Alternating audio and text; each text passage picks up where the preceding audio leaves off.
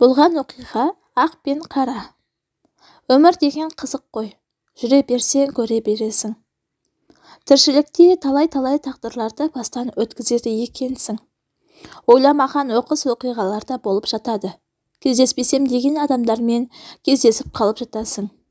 Бұл жолы осындай кездесу болды. Біздің аудандық аурухананың бірінші қабатында жақсы жабдықталған 2 люкс палата бар. Мұны ақылы палата деп атайды. Бұл жақтың кіріп шығатын есігі ғимараттың сырт жағында. Аурулармен арпалыспайсың. Топырлап келіп кетіп жататын адам да жоқ. Іші тып-тыныш. Науқастанып қалған аудан басшылары, ықпалды адамдар осы палаталарда ем қабылдайды. Немесе тиісті ақысын төлеген басқа да кісілер ем алады. Бөлменің ішінде аурухана төсегінен басқа жазу столы, орындықтар, жұмсақ жиһаздар, теледидар мен телефондар да бар. Әжетхана шомылғы да ішінде. Қонақ үй сияқты. Осыдан біраз жыл бұрын осы люкс палаталардың бірінде емделіп жаттым. Екінші палата бос тұрған еді. Бір күні сәскеге қарай дәрі-дәрмектерімді қабылдап болған соң дәлізге шығып тұрғам. Сыртқы есік ашылып, қасында кішкентай әрі қайыстай қатқан қара шалы бар бас дәрігер кірді. Мені көріп сәлемдесті де әлгі кісіні бос тұрған люкс палатаға барып жайғастырды. Ағасы, осында 2-3 күн түнеп шығуыңызға рұқсат етемін. Одан әрі мүмкіншілік жоқ, деп бас дәрігер шығып кетті. Сәлден кейін әлгі қара шал маған келді. Келіңіз, отырыңыз, деп жұмсақ диванға жайғастырып, электр шайнекті тоққа қосып, үйден келген дәмдіні шығардым. Ақсақал, жөн сұрасып отырайық. Қайдан келдіңіз? Қандай науқаспен түстіңіз? Деп сөз бастадым. Інім, мен емделуге келген адам емеспін. Барар жер, басар тауым болмағандықтан, аудандарды аралап, бұрынғы аралас-құралас қызметтес болған дәрігерлерге барып, қонып түстеніп жүрген жайым бар. Бәрібір бұрын өзің қызмет істеп жүрген кездегідей болмайды екен. Баяғы көз көргендердің Құдайға қарағандары болмаса, кейбіреулері қабақтарын кіржитіп, жақтырмай қарсы алады. Имандылары болса бірер күн үйінде түнетіп, немесе 2-3 күн ауруханасының бір бұрышына қондырып, шығарып салады. Үйі жоқтың күйі жоқ деген осы. Мына сендердің бас дәрігерлерің, Серікханды бұрыннан танушы едім, кезінде көп жәрдемімде тиген. Соны бұлдағандай болып келіп отырған жайым бар. Бір кішкене жұмыс, құрқылтайтын ұясындай үй тауып бере ма деп ойлаған едім. Бірақ үмітім ақталмады. 2-3 күннен кейін кетерсің деген сөзін өзің естідің ғой, деп қара шал бір тоқтады. Көзінде көзәйнек, үстінде көнетоз костюм шалбар. Басында баяғының ескі қалпағы бар. Қария көз алдымда 2 иығы қушиып, белі бүкшиіп, шөкті де қалды. Аяп кеттім. Үй жайыңыз, отбасыңыз қайда? Неге мұндай күйге түстіңіз деуге тәтім бармай? Шай ішіп дәм татыңыз деуден әрі аса алмадым. Бірақ ішкі әлемім астан-кестең. Сөз ләміне қарағанда кезінде әжептәуір қызмет істеп, талайларға шарапаты тиген кісі сияқты. Ал енді қартайғанда бұған не болды екен? Осы кезде есік ашылып, менің емдеуші дәрігерім келді. Аққұба өңді, сұңғақ бойлы, сұлуша келген жігіт, ағасының дене бітімі де тіп-тік еді. Үстіндегі ақ халаты оны мүлде ажарландырып жібереді екен. Жуырда ғана Атырау жақтан бізге терапевт болып ауысып келіпті. Есімі Қалижан. Өзі қандай көрікті азамат болса, жан дүниесі де сондай сұлу да бай.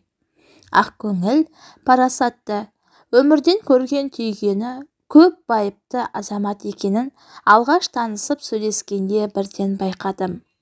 Оның үстіне біліктілігіне, тәжірибелігіне тәнті болдым. 2-3 жылдан бері 2 бүйрегім ашып, ауырып, әбден мазалай берген соң аудандық аурухананың бас дәрігері Серікханға барып жайымды айтқан едім. Ол маған 2 бүйрегімді өз үйге түсіріп, нәтижесін алып келу үшін облысқа жолдама берді. Бергізген соң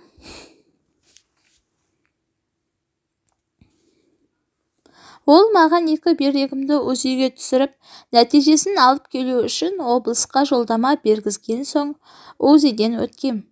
Ондағы мамандар бір бүйрегіңіз семіп бара жатыр екен, кішірейіп кетіпті деп 2 бүйрегімнің де көлемін жазып берген. Содан соң бұл нақтаманы алып облыстың бас урологына барып, УЗИдің нәтижесін қарап көрді де, ауруханаға жатыңыз, отаның ақшасын төлесеңіз болды, кішірейген бүйрегіңізді кесіп тастай саламын, деп күлді. Өзінше қалжыңбас, қылжақбас біреу сияқты. Көреміз деп ауданға қайтып кеттім. Бірақ отаға түсіп, бір мүшемнен айырылуды іштей қалап тұрғаным жоқ. Аудандық аурухананың бас дәрігері Серікханға келіп, жағдайымды айттым. Мәке, деді ол, УЗИдің нәтижесіне қарап отырып, бізге жақында Атыраудан бір жақсы дәрігер ауысып келген.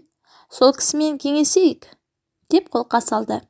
Серікхан телефонымен өзі айтқан дәрігерді кабинетіне шақыртып алды. Ол мені арнайы кабинетке ертіп барып, кушеткаға жатқызып, 2 бүйрегімді сыртынан әрі түрткілеп, бері түрткілеп, ауыра ма деп сұрады. Ауырмағанын айттым. Содан соң ол, сіздің 2 бүйрегіңіз де сап-сау, бірақ беліңізге, омыртқаңызға тұз жиналған. 2 бүйрегіңізді ашытып әсер беріп жатқан сол, деді. Олай болса, неге бір бүйрегім кішірейіп кеткен, деп таңырқай сұрап едім. Дәрігер, кей адамның бір бүйрегі үлкен, екіншісі кіші болып жаратыла береді. Мұндай жағдайды талай рет көргенмін, деп менің көңілімді орнына түсірді де, қайтадан бас дәрігерге ертіп барды. Бұл кісінің ауруы остеохондроз, бүйрегі сау, деді. Онда бұл кісіні люкс палатаға жайғастырып, өзіңіз емдеңіз, деп тапсырды бас дәрігер мені оған. Өзі бір 1000 болғыр жігіт екен. Елпілдеп жүріп қабылдау бөлімінен қағаздарымды толтырып, люкс палатаға жайғастырды да, сол күннен бастап ем-домыма кірісіп кетті. 10 шақты күнде 2 бүйрегімнің ашып ауыратына сәл де болса басылып, есімді жинай бастадым. Жаңа келгенде дәрігердің шынында да білікті маман екенін көзім жетті. Оған деген құрметім одан сайын арта түсті. Ол өз күнделікті қасымда біраз отырып, әңгімелесіп кетуді әдетке айналдырды. Аз уақытта бұрыннан сыйлас адамдардай достасып кеткен жайымыз бар. Дәрігер Қалижан қара шал екеуміздің әңгімеміздің үстінен түсті. Қалеке, отырыңыз, қарияның сөзін тыңдайық, деп мен дәрігерге қарап едім. Ол диванға барып жайғасты да біздің сөзімізге құлақ түрді. Мен қатқан қара шалға қайта көңіл бөліп, аға, дәрігерлермен қатысым болды деген сөзіңізге қарағанда, сіз бұрын бас дәрігер немесе денсаулық сақтау басқармасының бастығы болған сияқтысыз, деп сұрадым. Мен облыстың сот сараптама орталығының бас патологы-анатомы болып 45 жыл қызмет істедім, бауырым, деді қария. Сол кезде облыстың аудандарында кездейсоқ кісі өлімі болып жатса, мені шақыртып сараптама жасататын. Бұлайша айтқанда, өлікті сойып, неден өлгенін анықтап беретін бас маман едім. Сот іс қарағанда менің қорытындымды негізге алады. Сол кездерде көп науқастар жергілікті дәрігерлердің қателігімен, нақтаманы дәл қоя алмауымен, белгісіздіктен өліп жатады. Мұндайда мен осылай деп шындықты жазып берсем, емдеуші дәрігерлер сотталып, бас дәрігер жұмыстан қуылары анық. Мен соларды осындай көп қиындықтан құтқарып қалған адаммын. Аудандық қалалық ауруханалардың бас дәрігері менің алдымда құрдай жорғалайтын заман-ай. Енді міне, бәрі де мені елегісі келмейді. Қария ауыр күрсінді де әңгімесін қайта сабақтады. Тек дәрігерлер ғана емес, милиция, прокуратура, сот қызметкерлері де менің қызметімді көп пайдаланды. Ұрыс-жанжалдың кісі өлімі болып жатады. Басқа да қайғылы жағдайлар кездесіп қалады. Сотың бар ма, прокурорың бар ма, қылмыскерді ақтап алу үшін немесе қаралау үшін мені қорытындыма сүйенеді. Жалынып, жалбарынып, мына адамды қылмыстан арашалап алсаң десе, өлген адамды өлді ғой деп марқұмның өзін кінәлі қып талай қағаз жазып бердік қой. Небір пендешілік өтті бастан. Қазір заман да қоғам да өзгерді. Енді сенен оның несін жасырайын деп қара шал тағы біраз үнсіз қалды. Ағасы, осы сот сараптама саласында қызмет істеп жүрген жылдарыңызда қанша өлікті сойғаныңызды білесіз бе? Деп қалдым мен, бала сияқты астын үстін сөйлеп. Неге білмеймін? Білемін. Бүкіл қызмет жылдарында мен 45 мың мәйітті сараптама жасаған едім, деді патолого-анатом жай ғана ешкі сойғандай. Аға, біреулерді қылмыстық істен соттан арашалап алғаныңыз дұрыс шығар, ал бірақ көпе-көрнеу біреуді қаралап қиянат жасаған кезіңіз болды ма? Деп тағы бір сұрақты төтесінен қойып жібердім. Жылқы кісінескенше адам сөйлескенше дегендей, біраз әңгімелескен ол кісіге бойым үйреніп, еркін сөйлеп жібергенімді өзімде аңғармай қалыппын. Қарашал да мені жатсынбады. Мені қартайғанда осындай күйге түсіріп, жанымды жылдар бойы желгідей жеп келе жатқан осы жазықсыз жанның көз жасы емес пе? Деді ол ауыр күрсініп. Енді ғана ел қатарына қосылам ба деп, болашаққа деген зор үмітпен қарап, жас ағаштай жайқалып өсіп келе жатқан бір жас жігіттің болашағына балта шауып жібергенім үшін өмір бойы өкініп келемін. Ол кезде мен жаспын, жас маманмын, тасым өрге домалап тұрған кез. Жоғарыда айтқандай, прокурорда, сотта, милицияда менің шашпауымды көтеріп, соңымнан жүгіріп жүрген дәурен. Бір күні сараптамаға бір бойжеткен қыздың мәйіті түсті. Аудан прокуроры маған өзі келді. Жақа, деді прокурор. Бұл өлген қызды бір жігіт зорлаған көрінеді. Әрі бұл қыз райкомның бірінші хатшысы, пәленшенің жақын туысы екен. Сол кісі маған тапсырды, әлгі жігітті түрмеде шіріту керек деп. Сараптама қорытындысын осыған лайықтап жасап беріңіз. Қызметіміз бір-бірімізге тығыз байланысты болғасын ойланбастан жарайды дедім. Мәйітті аштым. Барлық ішкі ағзаларын мұқият зерттеп, қыздың қояншық ауруымен ауыратынын анықтадым. Қызға ешқандай зорлық жасалмаған. Алайда жігітімен жақындасқанда талмасы ұстап өліп кеткені белгілі болды. Байғұс жігіт қыздың ауру екенін білмегенін жазған-ау. Сірә. Байғұс жігіт қыздың ауру екенін білмегеніне жазған-ау сірә. Кейін сот процесі кезінде жігіттің ата-анасы 2 жас көптен бері сырласып, үйленуге келісіп жүргенін, оны қыздың ата-анасы да жақсы білетінін, бірақ олар қарсы болып отырғанын айтып заржылады. Ал соттың төрағасы менің сараптамамның қорытындысы бойынша жас жігітті қызды зорлап өлтірді деп ұзақ мерзімге соттап жіберді. Егер мен сараптамамда қызға ешқандай зорлық жасалмағанын, оның қояншық аурумен ауырғанын жазып бергенімде жас жігіт жазадан құтылатын еді.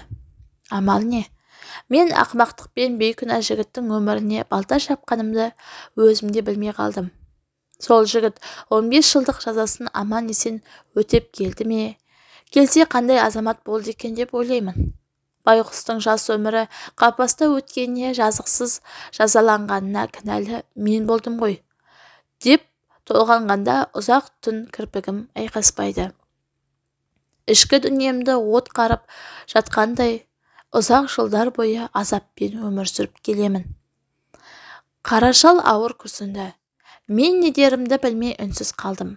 Бұдан 25 жыл бұрын немере інім тосыннан қайтыс болғанда аудандық ішкі істер бөлімі мен прокуратура облыстан сарапшы алдырып, сараптамадан өткізгені әлі есімде. Ұзын бойлы, көзіне көзәйнек киген, қалың қара шашын шалқайта қайырған, жағына пышақ ұстаған қара жігіт сараптама жасап қорытындысын ішкі істер бөліміне өткізіп кеткен еді. Мына кісі сол болып шықты. ішіндегі мұң-зары шер семенін айтып жеңілдейтін деді ме? Қара шал әңгімесін әрі қарай жалғады. Қайта жалғады. Аталарымыз біреуге қиянат жасасаң, алдыңа келеді деуші еді, сол сөзге мән бермей келіппіз-ау. Әлгі жігіттің қиянаттың құрбаны болуы, ата-анасының көз жасы мені жібермеді-ау, деп күйзелемін үнемі. Кезінде дүниеден кенде болған жайым жоқ. Отбасымда таршылық көрмеді. Зіңгірлетіп үй салдым. Балаларымның бәрін оқыттым. Үйлі жайлы еттім. Ал енді қартайған шағымда кемпірім өліп қалды. Бір балам жынданып кетті. Тағы бір балам нашақор болып, үй жайды есірткіге айырбастап жіберді. Енді міне баспанасыз қалдым. Бұл маған жазықсыз кісіге жасаған қиянатым үшін Алланың жіберген зауалы ма, кім білсін. Барар жер, басар тауым жоқ. Кісіге қылған қиянат қайта өзіңді табады деген осы болса керек. Деп шал көзіне жас алды. Бұрынғыдан да бүкшиіп мүскінге айналған оны аяп кетсем де, соның кесірінен 15 жыл арқалап кеткен бейтаныс жігіттің тағдыры менің жүрегімді осып өткенде қан қылды. Аға, сонда сот сараптамасының қорытындысын жалған жазып, құрбандыққа шалып жіберген жігіттіңіз мен болатынмын, деді кенет дәрігер Қалижан. Қара шал да мен де оған жалт қарадық. Әдеміше аққұба жүзі жіберектей бозарып, құп-қу болып кетіпті. Басқалы парасатты азамат емес пе, ашуын тез іркіп, бойын әпсетте билеп ала қойды. Бұл әңгімені бұрын тіс жарып ешкімге айтпап едім. Енді міне сіздің жан күйзеліңізді сезіп, жаным ашығандықтан кейінгі тағдырым туралы баяндап беруді жөн көрдім, деді дәрігер. Сот үкімі шыққан соң мені Жамбылдан Ақтөбеге алып кетті. Түрмедегі күндерім сүреңсіз өтіп жатты. Бір күні анам мен бауырымнан хат алдым. Гүлжанның маған сені сүйемін, сен үшін жаным құрбан. Өзіңсіз өмір сүре алмаймын. Тез үйленейікші, деп өліп-өшіп жазған хаттарын, екеуміздің бірге түскен суреттерімізді, тойға шақыру билетін дайындап жүредік. Соның бәрін бір білікті заңгерге көрсетіп, кеңес алғанын, енді іске сол кісі араласып, араша түскелі отырғанын жазыпты олар. Бірақ бұдан бірдеңе шығатынына сене қоймадым. Арадан жарты жыл өткенде маған қайтадан сот болды. Сот мәжілісінде прокурор мен судья баяғы сот сараптама қорытындысын алға тартып, менің шешем мен бауырларым жалдаған адвокат оларға табандылықпен қарсы тұра білді. Қыздың жігітке жазған хаттары міне менің қолымда. Сенсіз өмір сүре алмаймын, сүйемін, күйемін деп жазыпты. Екеуінің тойға арналған шақыру билеті де бар. Осы құжаттың бір данасы сіздерге де өткізгенмін. Осыншама өліп өшкен қызы сүйген жігіті зорлады деген сөз көңілге қона ма? Бұл бірдеңіз. Екіншіден, қыздың жас кезінен бері қояншықпен ауыратыны, аудандық ауруханада есепте тұратыны туралы мәліметтерді тапты. Анықтамасы мынау. Мұндай науқас қыз заңды некеге тұрып, жұбайлы қатынасты бастағанда да өліп кетуі мүмкін еді ғой. Бұл аз десеңіз жігіттің кінәсіздігі дәлелдейтін айғақтарым бар, деп қорғаушым бір құшақ қағазды соттың алдына қойды. Алғашқы күні сот отырысы осымен аяқталды. Екінші күні сот жарыссөзді көпке созбай, бұрынғы үкімінің күшін жойып, мені бостандыққа шығарды. Елге баруға үй алған соң, Ақтөбеде қалып зауытта жұмысшы болып істедім. Жыл бойы сабаққа дайындалып, келесі жылы Ақтөбе мемлекеттік медицина институтының емдеу ісі факультетіне оқуға түсіп, 6 жылда оны ойдағыдай бітіріп шықтым. Ұзақ уақыт Ақтөбеде, Атырауда қалалық және облыстық ауруханаларда қызмет істеп, 30 жылдан соң ел жаққа оралған бетім осы. Келіншегім де дәрігер, 3 баламыз бар, деп менің емдеуші дәрігерім Қалижан қара шалға қарады. Ойпырмай-ай, інім бар екенсің ғой. тірі екенсің ғой, жақсы азамат болыпсың. Кешір мені, кешір мен бейбақты, деп қара шал дәрігердің алдына жүрелеп отыра кетті. Ақсақал, тұрыңыз, мен сізді баяғыда кешіргенмін. Қыздың ағайыны ақ дегені алғыс, қара дегені қарғыс болып тұрған ауданның бірінші басшысы еді ғой. Істің бәрі соның екпінімен өрбігенін өзімде білетінмін. Аққа қара жұқпайды дегендей, ақ адам қанша күйе жақса да бәрібір ақ күйінде қалатынына көзім жетті, деп дәрігер қара шалды орнынан тұрғызып орындыққа жайғастырды. 30 жыл бойы жан азабын тартып келген мен бейбақ бір жеңілдеп қалдым ғой шырағым, деп кемсеңдеді қара шал. Енді дәл қазір өліп кетсем де арманым жоқ. Ақсақал, сіз өлгенде біздің жеріміз кеңейеді дейсіз бе? Талқаныңыз таусылғанша өлмеңіз. Мен облыстық денсаулық басқармасына айтып, сізді қаладағы қарттар үйіне орналастырып қоямын, деді дәрігер қара шалға қамқорлық танытып. Мен дәрігер Қалижанның адамгершілігіне қайран қалдым. Тіпті оған деген ықыласым одан сайын арта түсті. Қара шал үстінен ауыр жүк түскендей құнжыңдап өз бөлмесіне бара жатты. Жүрегі кең, адал ниетті дәрігердің қолы да шипалы екен. Сол жылғы емнен кейін бүйректерім қайта ауырған емес. Мына оқиға да көкейімде мәңгі тұрып қалды. Автор Мырзахан Ахмет.